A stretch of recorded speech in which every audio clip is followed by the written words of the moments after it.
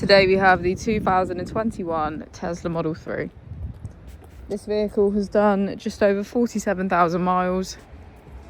It has an automatic transmission and a fully electric motor.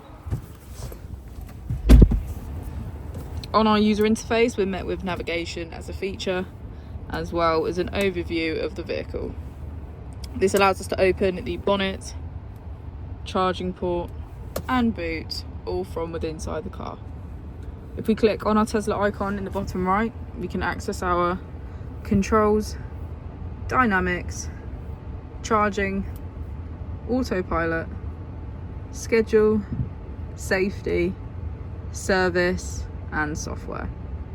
Within safety, we have advanced features such as a pin to drive and a glove box pin. If we go back into software and click on additional vehicle information, we can get a deeper analysis of the vehicle spec. The Model 3 comes with a 360 degrees camera, and with that you can access your dash cam. If we press here, we can access our climate control, which has heated seats on either side.